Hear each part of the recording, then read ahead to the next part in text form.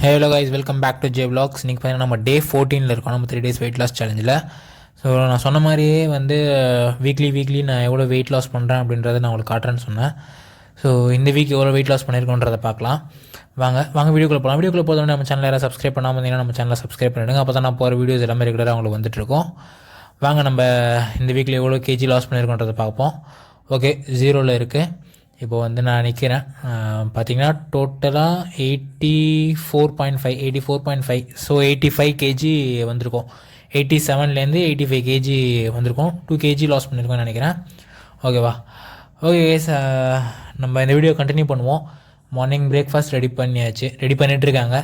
So அதை போய் சாப்பிட்டுட்டு ஆஃப்டர்நூன் லஞ்ச் மட்டும் நம்ம ரெடி பண்ணுற மாதிரி இருக்கும்.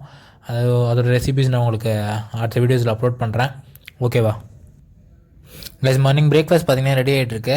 என்ன செய்கிறாங்கன்னா, சேமியா இருக்குல்ல, தேங்காய்லாம் போட்டு செய்வாங்களே, அந்த ரெசிபி தான் செஞ்சுட்டாங்க. நான் இட்லி ஊற்றுறாங்களாங்க அப்படின்னு நினச்சேன், பட் அது இல்லை, சேமியா தான்.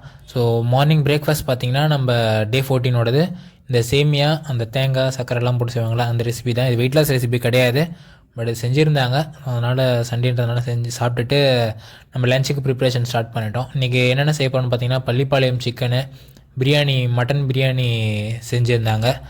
அண்ட் வந்து அது கூட நான் வந்து பார்த்திங்கன்னா டயட் சிக்கன் ஒன்று எடுத்துக்கிட்டேன்.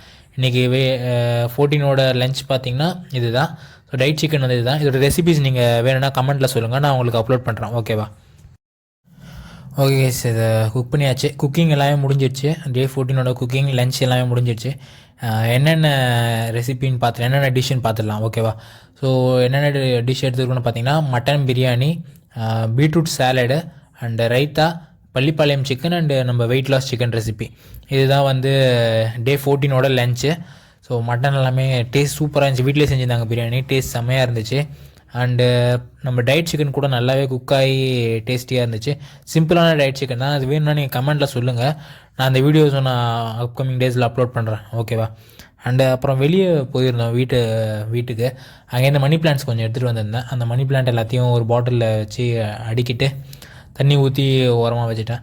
அண்ட் ஈவினிங் டைம் போல் கொஞ்சம் போர் அடிச்சிது. அதனால் என்ன பண்ணேன், கிளம்பி சர்ச்சுக்கு போயிட்டு கொஞ்சம் நேரம் அமைதியாக உக்காந்துட்டு இருந்துட்டு அங்கேருந்து கிளம்பிட்டேன் கைஸ். அதுக்கப்புறம் ரிட்டன் வீட்டுக்கு வந்துட்டு டின்னர் பார்த்திங்கன்னா